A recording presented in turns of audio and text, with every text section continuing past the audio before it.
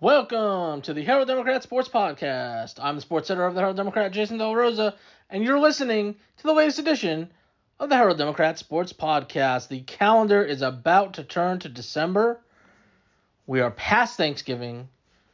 December's around the corner, and that can mean only one thing. We are halfway through the high school football bracket. Teams have won 3 games. If you're going to win a state championship, you got 3 more wins to go. And we got 3 teams left standing trying to make that happen as the calendar turns the page and we are in the region final, also known as the state quarterfinals. I know we always get that this time of year. We get people that say, why are you calling it the region final? It's the state quarterfinals. Well, it's both, because the winners this week are your region champions, and they will move on to the state semifinals, so you can call it whatever you want. We like to call it the region final because if you're in a region semifinal, you have to advance to a region final. And so that's where we are this week, week 15 of the high school football season. So we will talk about the 3 teams that are still playing. We will recap the seasons of the 2 teams that unfortunately were eliminated. They made it past Thanksgiving, but they will not make it any further. And we'll talk about it all here on the Herald Democrat Sports Podcast. We'll work our way down. We'll mix in the teams that lost as we talk about the teams that are still playing.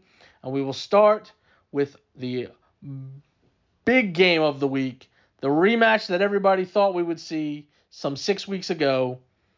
We are back for Whitesboro Brock in the Class 3A Division I Region 1 final. This is 7 p.m. on Thursday at C.H. Collins Athletic Complex in Denton. Whitesboro comes in at 11-1. They won last week against fellow District 4-3A member Paradise 42-14. And Brock won against Bushland 51-27. And of course, this is a rematch from district play.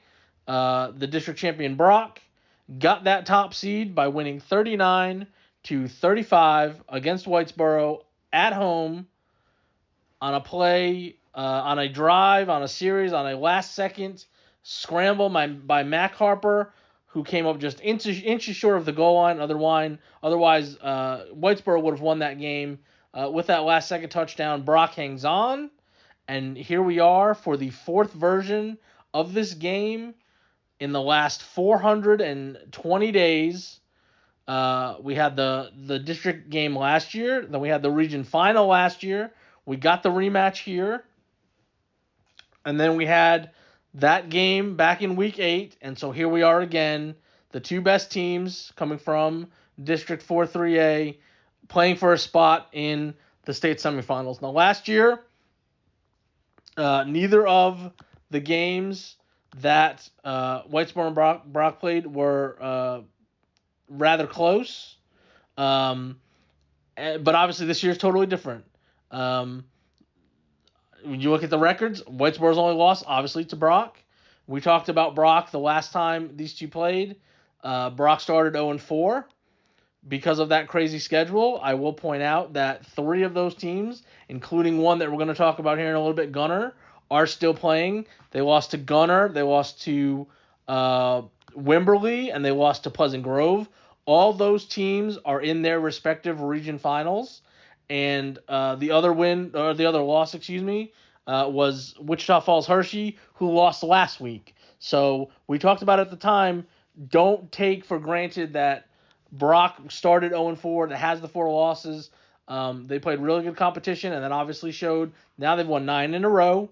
The only 2 games that have been close, one obviously against Whitesboro, 4 points. And then the next week they played Paradise and only won that one 18-13. So that was a 5-point game. Every other game has been won by Brock in this winning streak by 24 points or more. That included last week, 51-27. And the interesting thing about that game was 27-7 in the second quarter before Brock was able to rally. They were down 27-10 at halftime, and then they poured it on in the second half. And advanced. So Brock is doing what we expected out of Brock, and Whitesboro is doing what we expected out of Whitesboro. They had their rematch last week from that game, 18-7 against Paradise. We said it would be a different game because the weather conditions were better this time, and so Whitesboro wins 42-14. Paradise's quarterback was on the sidelines within a walking boot, so that obviously changed things tremendously. Max Parker runs the kickoff back 97 yards to open the game. So 17 seconds in, Whitesboro's got the lead, and from there they go on to win this game rather handily. It was 42-0 with 7.5 minutes left before Paradise scored twice in the last 3 minutes. They never really threatened to make this a game. Whitesboro comes up with 4 interceptions. Paradise barely gets to 200 yards, and to be honest, if they didn't have those two drives at the end, they were probably going to be under 100 yards. That's how dominant Whitesboro's defense was in this game. And then you had your typical offensive leaders in this game: Grayson Ledbetter, 14 carries, 170 yards, 2 touchdowns. Mac Harper, 11 of 14 passing, 127 yards, and a touchdown pass. Also ran 21 times for 91 yards and a score. Max Parker adds a touchdown run to go with his kickoff return TD. And Brett Donaldson is the one who catches the touchdown pass. He leads the receivers, 4 catches for 59 yards and the score. And so we're back where we thought we would be. Talking with Coach Fagan about this season. Last year it was just we're happy to be here. Whitesboro was coming off not making the playoffs the year before.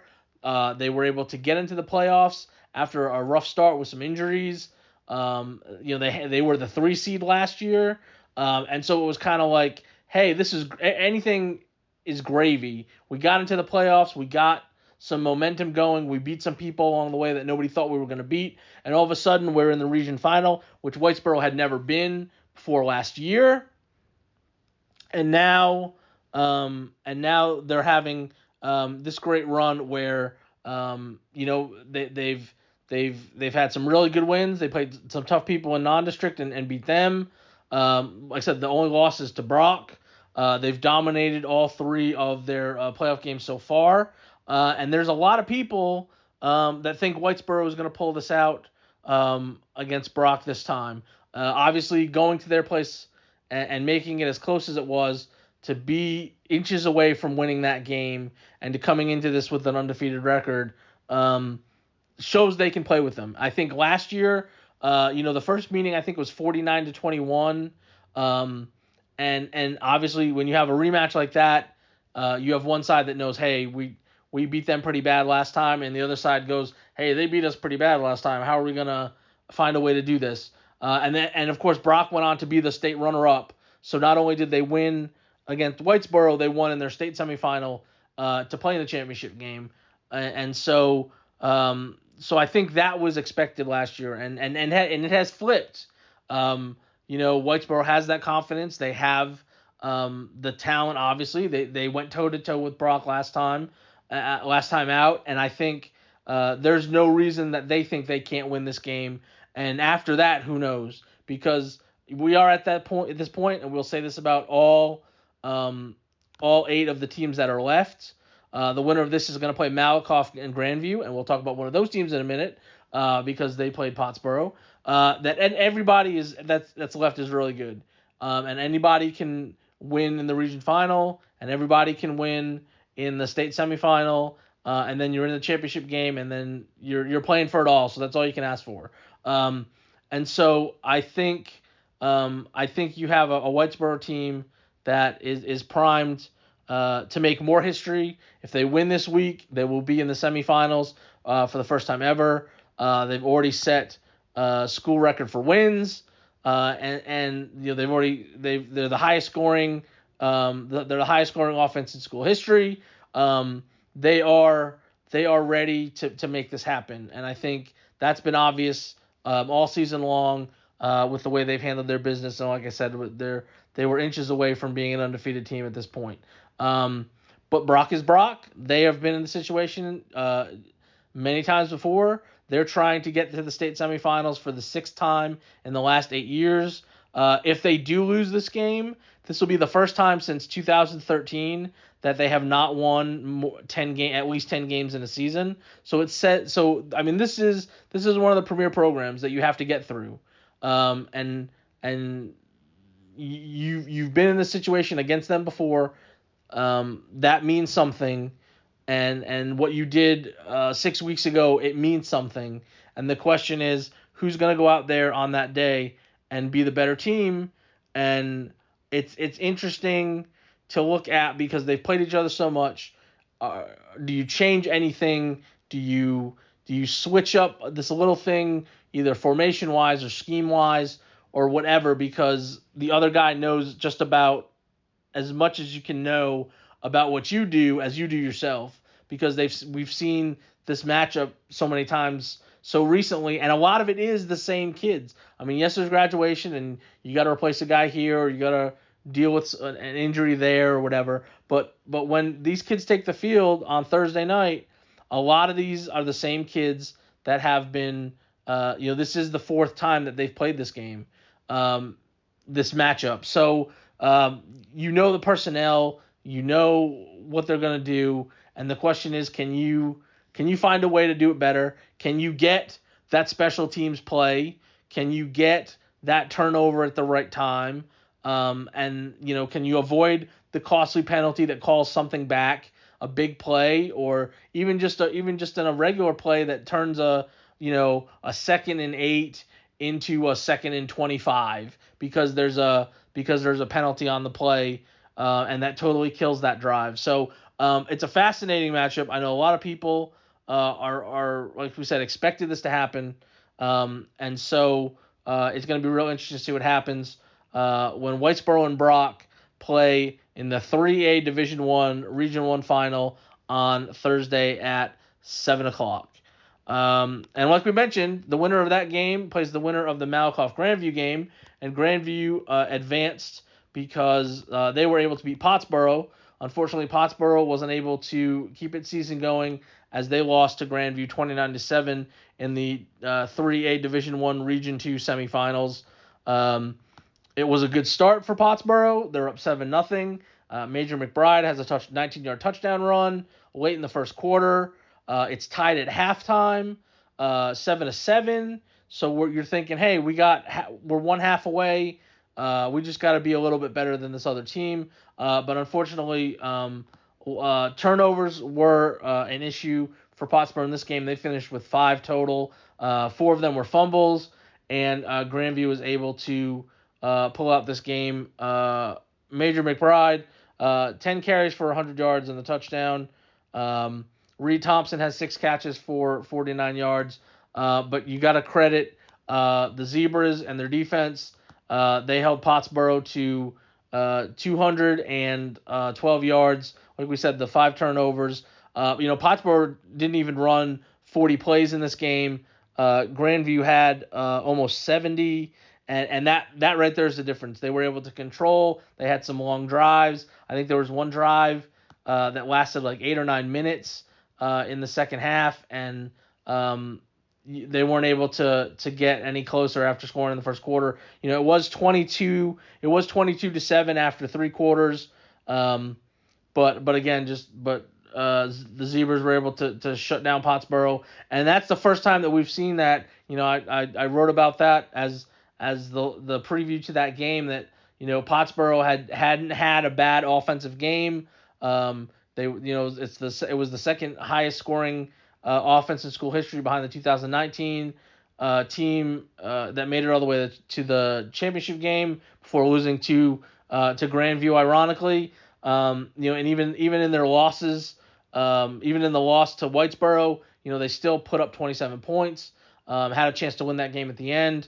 Nobody had really slowed them down, and give credit to Grandview, who was able to do that. So, but still, a great season by Pottsboro. They had the back-to-back 6-5 seasons, and losing in the second round to Malakoff. So there was a chance, obviously, for a rematch if they would have been able to beat Grandview, and to win the district title. To do what they were doing on a weekly basis. Big seasons offensively, big seasons defensively. And a huge chunk of these guys are going to come back. Obviously, the focal point is going to be Major McBride because he had almost he had 100-yard games routinely, multiple touchdowns. When you look at those final stats for a junior to put up the numbers that he did.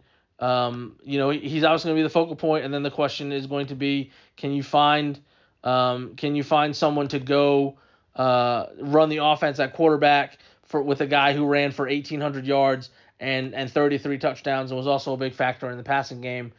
I would imagine they have the high hopes that you can potentially make another run like this. It's obviously a tough region, and hopefully they can be in that mix again next year after having the year that they had this year. So unfortunately, we will not get the potential Pottsboro-Whitesboro rematch in the state semifinals. That's not going to happen, and that's unfortunate because I was really kind of hoping that we would have that. And then down in 3A Division 2, unfortunately, we will not get the rematch that we were hoping for in the 3A Division 2 Region 2 final. That is going to be Gunner against Holiday. Gunner comes in at 12-0. They won last week 40-6 against Palmer, and Bells unfortunately lost to Holiday 17-14. So Holiday is 13-0, and we are back to Gunner Holiday in the region final. I will touch on Bells. We'll talk about Bells first, but before we talk about previewing this game. So one, we're going to give Bells a whole lot of credit. Again, playing a team for the second straight year. Last year they took Holiday to overtime. This year they fall behind 14-0 at halftime. It's 14-0 going into the fourth quarter. It's 17-0 after the Eagles kick a field goal in the first minute of the fourth quarter. You're down 3 scores with basically the whole fourth quarter to go, and somehow Bells is able to put enough together. They get a defensive touchdown, a 60-yard fumble return for a score by Bryson Thompson, and then Brock Baker catches a 35-yard touchdown pass from Jacob Aaron with 3 minutes to go, and it's 17-14, and you got a chance. But unfortunately, Holiday's able to hold on. Heartbreaking for the second straight year to have this game be as close as it was, to keep Bells from getting into the region final for the first time, which of course we kind of knew. We talked about last week. We expected that Gunner was going to be there. We had high hopes that Bells was going to be there. Obviously, having to deal with an injury like the week before to Grady Waldrip with a broken leg, unable to go in this one. Obviously, that was going to be an issue because he's one of their they've got 3 really talented running backs. They've relied on them all year.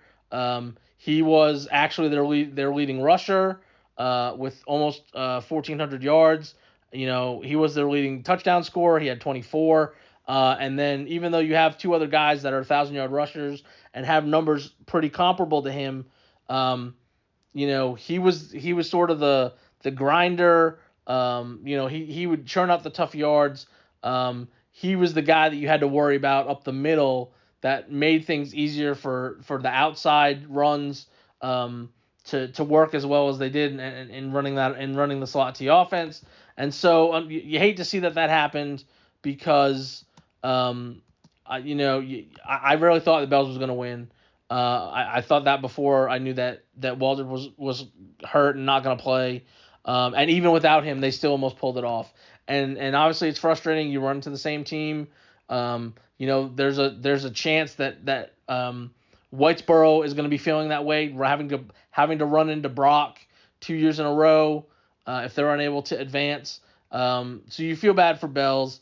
They finished 10-3, and their losses are to a Whitesboro team that's still playing, a Gunner team that's still playing, and obviously a Holiday team that's still playing.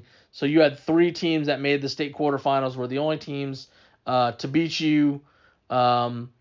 you win 10 games. It's the most wins in a season since 1996 when that team won 11, and that's the school record. So you were that close to matching the school record for wins. It's one of the best seasons in school history, and unfortunately it came up just a little bit short again. We talked about this is the third time in 4 years that Bells has been in the region semifinals, and Holiday's gotten them the last couple of times, and all you can do is regroup. They're obviously going to lose, some really key guys. If there's one thing we've seen with this offense at Bells is they will find the next guy to step in and keep things moving, and obviously they're going to lose. They're going to lose a lot of key guys, but you have to figure. If you're Bells, if you can somehow find a way to beat Gunner, and you were 10 points away from doing that to get the top seed in the district.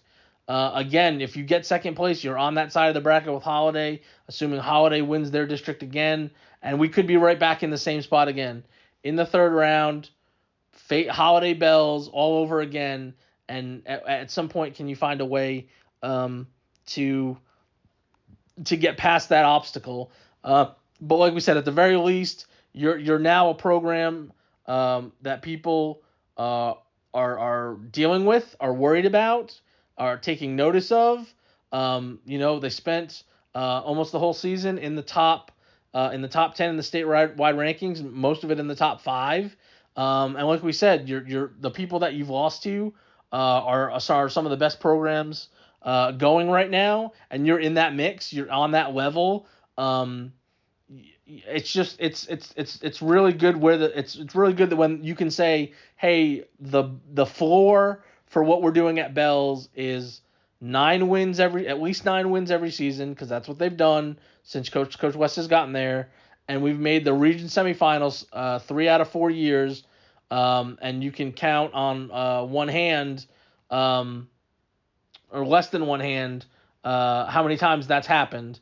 Because it's basically happened recently, and those are the best playoff appearances in school history. So that's the floor right now, and that's a really good floor. And then the question is, can we break through to that next level? And unfortunately, we have to wait till next year to find out about that for Bells. And so Holiday wins this game. They force 3 turnovers. They held Bells to just 8 first downs, 170 yards of total offense. And not that their game was pretty at all, because they had 56 carries for 203 yards. They only threw 1 pass. It was an incompletion. They had 2 turnovers themselves. They had to survive to win this game for the second straight year, and they did. And so their reward for that is Gunner again. This is the 5th time in 6 years that they've met in the playoffs. This is the 4th time in 5 years that they have played in the region final, including last year, which Gunner won 35-14. They've played 6 times overall. Gunner has never lost to Holiday. They've beaten Holiday by at least 2 touchdowns in every game that they've played. We mentioned, like I said, the last score last year was 35-14. And Gunner is doing. It is a broken record. Gunner is doing what Gunner is doing because they played a Palmer team who's undefeated in the other region semifinal, and they come away with a 40-6 win, which was 37-0 at halftime. And then they kick a field goal in the third quarter, and Palmer doesn't score till the last couple plays of the game. So for the second week in a row, Gunner comes that close to shutting out an opponent. They held Palmer to barely 200 yards. And Gunner does what they normally do. They get up to that big lead, and then you just sit on it, and then that's it, and that's how you get to 40-6. Ethan Sloan, 9 carries for 80 yards and a touchdown. Also had an 88-yard interception return for a score. Walker Overman, 6 of 11 passing, 101 yards and a touchdown, which was a 36-yarder to Cannon Lemberg. That was his only catch in the game. And Walker Overman also had a touchdown run. He finished with 5 carries for 38 yards. Ashton Bennett, 7 carries, 39 yards, and a touchdown. Preston Tarpley kicked a field goal, and there's your 40 points. They also got a safety. So credit the. I think that was a bad punt. Bad punt snap. So credit that to the special teams there. So they chip in 2 points on that, and there you have it. And so Gunner's back in the region final. Obviously, we know their history here. They're going for their 7th straight region title. The winner of this is going to play the Wall Canadian winner. Obviously, if it's Canadian Gunner again, we got a reprieve of that last year with Lubbock Roosevelt. But there's obviously a chance that we could have Canadian and Gunner again. And so Gunner just chugging along, doing what they're doing. And obviously they are the favorite, I think, at least until the championship game. Just based on things are going. Of course, if it is Gunner Canadian, I guess you can throw that as 50-50 because of the history of that rivalry. But again, this is another one where you have a team, doing a rematch. After playing a rematch last year, they go from the favorite to the underdog, and we've seen that in all the we see that in Whitesboro Brock. We see that with Gunner Holiday. Holiday is trying to get to the state semifinals for the first time since 1996, and like we said, Gunner has been that wall keeping them from doing that 4 times already, and if it happens again on Friday at 7 p.m. at the Star in Frisco, then you're talking that's the 5th time that they would have had a chance to have one of their best seasons in school history, get to the state semifinals, place they haven't been in forever, and Gunner just stops them cold, and that's that. And so obviously that's the feeling going into that Gunner is the favorite, and they should be. And the question is, can you do what you normally do? If you want to play, if you want to play the comparison game, if Gunner beat Bells by 10, Holiday beat Bells by 3. Obviously last year this was a 35-14 game. Several of the players are the same. So obviously there is that. If you want to play at some point, Gunner's got to play a 4-quarter game with its starters. I think we're getting close to that point. But they didn't do it against Jacksboro, and they didn't really have. They haven't had a close game. Their closest games are to Brock, and to Bells, and outside of that, they've been killing teams every week. Which is if you are one of the favorites, if you are the number 1 team in the rankings, that's what you're supposed to do. And so we're getting a typical Gunner performance every week. And so it's going to be interesting. I do find it interesting. We're obviously playing inside, so weather / temperature is not going to be a factor like it has been in the past. One of these games was played, I want to say in the rain, but in a mist, in a drizzle, in not good conditions. So it's that I don't think that's going to be that big of a deal, but obviously when you're playing in conditions that aren't that adverse, the better team usually has a better percentage. I think it's going to be interesting, maybe from the standpoint of Holiday playing in the Star, and getting to play in that venue. Obviously, Gunners played they played at AT&T Stadium a ton, so the Star is not as intimidating as it might be for somebody getting to the excitement of playing there for the first time, walking out there, seeing what it's all about, getting to experience that. But again, I think we're there's as good a chance as there has been during these last this run by Gunner that Canadian is waiting in Region 1, and we'll see if that ends up being another rematch. We'll see what Wall has to say. Obviously, Wall's a really good team as well.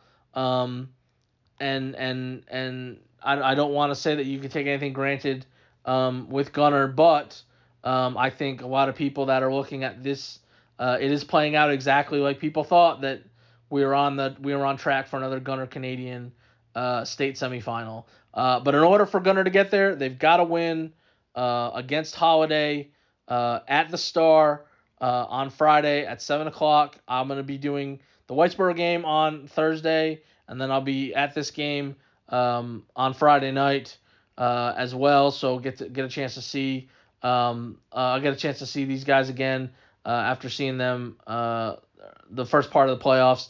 I got to see Whitesboro last week for the first time doing their game against Paradise, and I saw Gunner the week before against Jacksboro. So get to see them play for big stakes. And the last team still playing for big stakes, I think we all thought Whitesboro was going to be playing in the region final against Brock.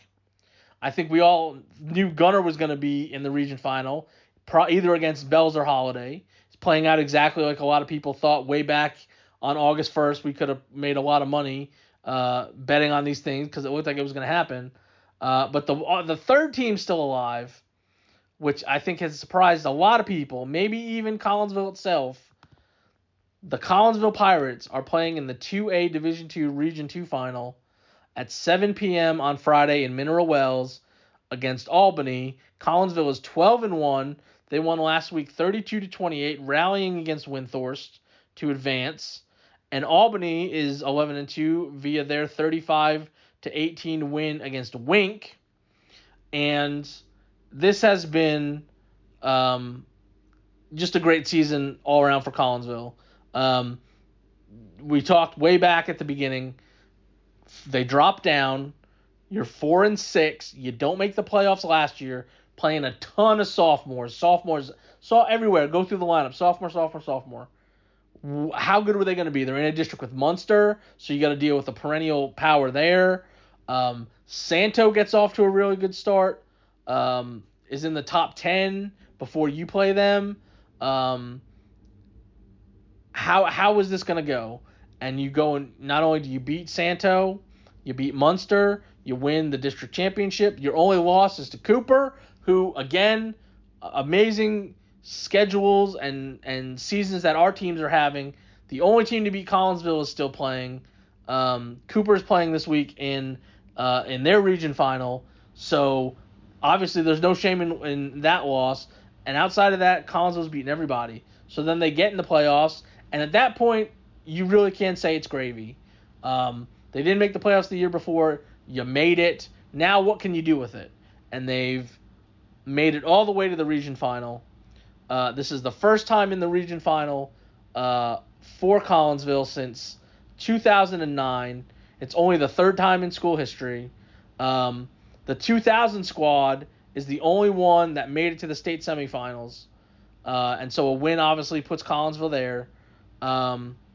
That's the highest scoring offense in school history. They set the school record for wins with 12. It is a dream season that I don't know if you went back at the beginning of the year and said, hey, after your non-playoff year where you had a losing record and we're going to put you in a district with Munster and you're going to be in a region with some of these teams, a Windthorst and Albany, you're going to still be playing in December. And here we are. And they got here against Albany by rallying against Windthorst. They're down 14-6 after the first quarter. They're down 21-13 at the half. And then they come out in the second half. They get within 28-25 going to the fourth quarter. And then Rylan Newman scores his third touchdown of the game with 4:12 left to give Collinsville the 32-28 lead. Cash Morgan comes up with an interception that ends up sealing the victory, and Collinsville advances 32-28. Newman, 29 carries for 233 yards and the 3 touchdowns. Logan Jenkins, 14 of 27 passing, 142 yards, and 2 touchdowns, both of them to Carter Scott. Scott finishes with 5 catches for 107 yards. And Jenkins also runs 12 times for 78 yards. And that's the difference in this game. Collinsville makes some plays defensively in the second half. Windthorst only scores once in the second half as Collinsville is able to hold things down so they can pull off this rally. And I think the interesting thing about Collinsville has been they have weapons everywhere. They're able to beat you one week. Logan Jenkins will throw for 350 yards. In a game like this, they end up rushing for 311 yards. And it's just the ability to be multiple, to be able to say this isn't working. Part of the preview that I talked to Coach Patterson about them. And in this game he said, hey, they tried to take away Carter Scott. They've got their best guy on them. They're shading guys to that side. They're putting multiple people to try to stop him. He still gets 2 touchdown passes. He had to work for him, and they had to work to get him the ball. But they're so focused on him that second half, Newman's able to break out. He scores all 3 of his touchdowns in the second half to help lead the comeback. And so here we are, Collinsville against Albany. Albany, perennial power. They were in the semifinals last year, and so they have the experience, and so that's obviously one thing to watch for. You have a team there that has been there, done that, expected to probably be back here, and you have a Collinsville team that this is all brand new. They didn't have any playoff experience before this year, and now here they are playing one of the top teams in the state. Of note about Albany, they have not allowed more than 18 points in any of their wins. The game last week against Wink, they forced, I think it was 5 turnovers, and they took advantage of that to win that game 35-18. So that's something obviously to watch for. Can they keep the turnover bug or luck or whatever you want to call it from their defense? Can they keep that going? And can Collinsville overcome the nerves? Oh my God, we're playing to go to the state semifinals early on, and if they do, I think they're in a good place. They kept it close against Windthorst last week. The one thing Coach Patterson said was he thought last week they were out of their routine, because you're playing the day after Thanksgiving and you're playing at 1:00 instead of at 7 or 7:30, and it's weird.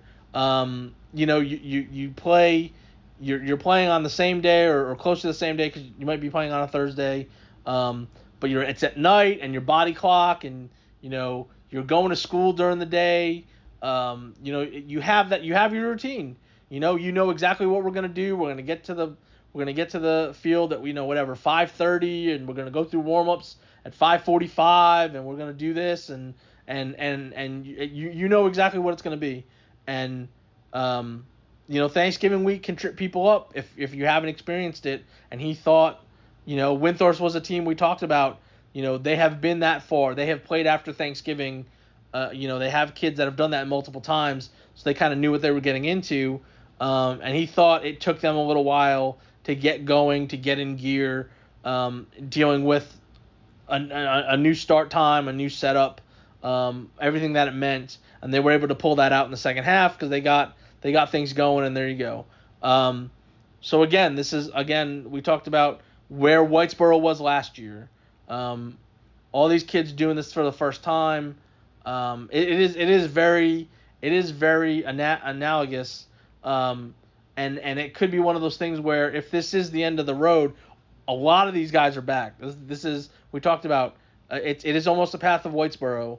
As Whitesboro those sophomores or the seniors now, when they were sophomores, they got a ton of playing time, ton of experience, went 4-6, didn't make the playoffs.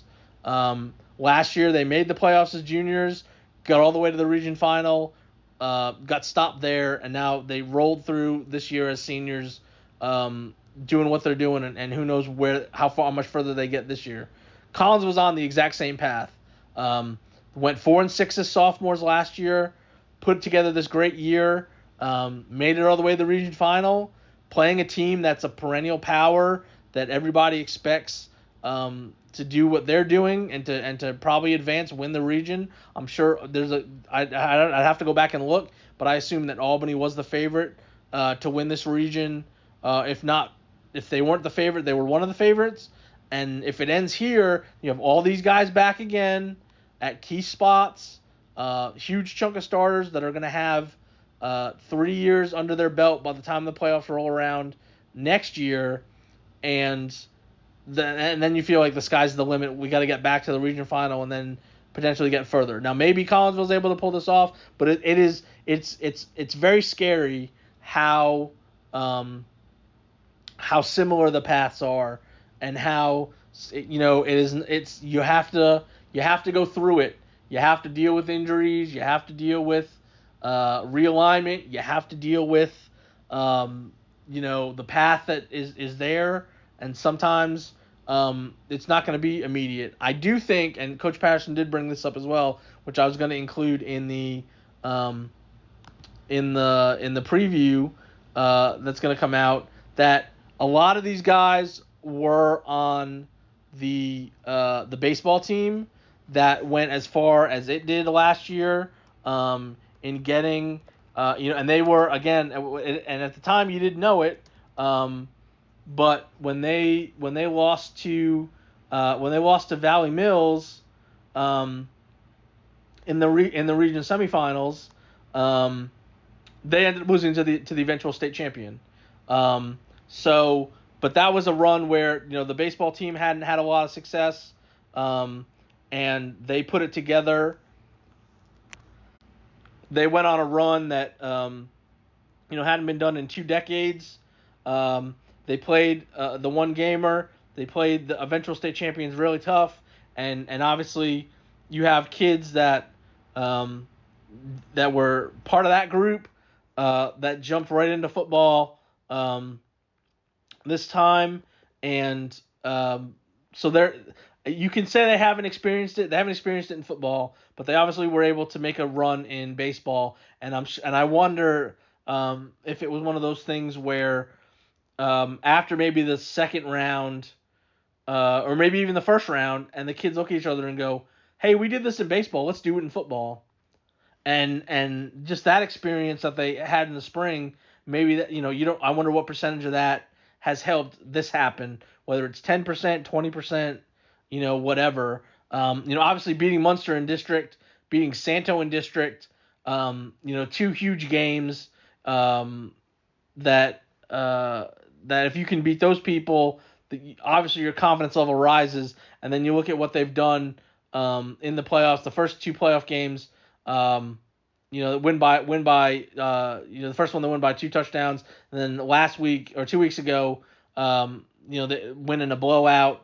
They had to come back in this one, so they've seen a little bit of everything. They've had a high scoring game where they have to rally, a defensive game that they had to win.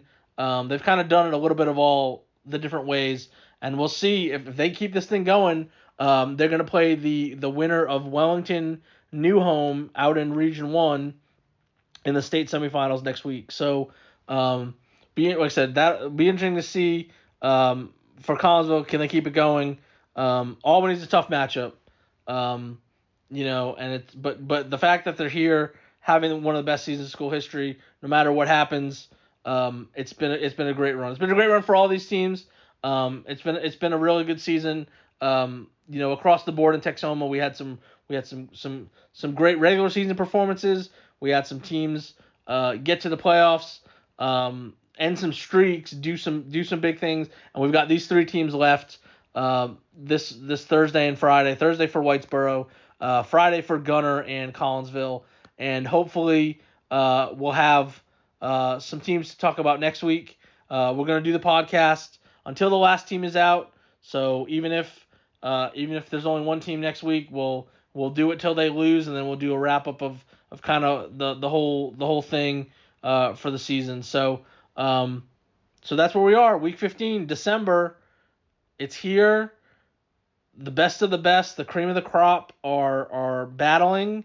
We've got 3 teams left, and hopefully we can say we've got 3 teams playing to go to the state championship game next week, which would be really awesome to have, especially if it's in that with the 2-3As. Nothing against Collinsville, but I think we mentioned either last week or the week before. It would be a double. It would be. I mean, it's a triple header, but the 3A games would essentially be a double header for our Texoma teams. Gunner would play in the afternoon, and then Whitesboro would play that night. So that dream is still alive. If Collinsville were to get that far, they would actually play on Wednesday night. So we'd have them playing on Wednesday night, and then potentially the doubleheader to end the games on Thursday. But before we can get to that point, we got to be region champs. We got 3 teams that are in position to do that this week. So again, enjoy the games. Whether your team's in it or not, I wonder if some people are gonna go watch Whitesboro Brock on Thursday just as fans. I hope you do. I think it's gonna be a great game. As great as the last game was, I can't imagine that this one won't be as well. And then I wonder, if you want to go watch Gunner at the Star on Friday. It's a little closer. Or if you want to go watch Collinsville, I know, maybe some people haven't seen Collinsville yet. They had to play, out in Brownwood. They've had to play far away. I know Mineral Wells isn't close, but there's a chance. Obviously, playing Wellington or New Home next week, there's a chance that game is going to be further away than Mineral Wells. So if you want to catch Collinsville and what they're doing, make a trip out to Mineral Wells. It's a Friday night. So go catch them and see what they're up to as well. So again, enjoy the games. Thanks for listening to the podcast. At Jason De La Rosa on Twitter. Follow me there if you want to get updates on the games. Like I said, I'm going to be at the Whitesboro game on Thursday. I'm going to be at the Gunner game on Friday. And there's all sorts of stuff that I tweet out, not just for football. We got basketball season. Boys and girls are in full swing. Getting ready for, district play in basketball is right. I don't want to say it's right around the corner, but it's only a couple weeks away for some schools. We'll be getting into district play for basketball. And there's always good stuff that you can find on my Twitter. And of course, if you're looking for the stories and stuff, the Herald Democrat Facebook page, the All-Texomaland Facebook page, the All-Texomaland page is where you get every high school story that's on our website, heralddemocrat.com.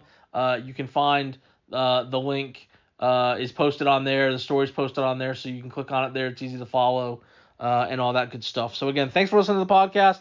Enjoy the games, and we will talk to you next week.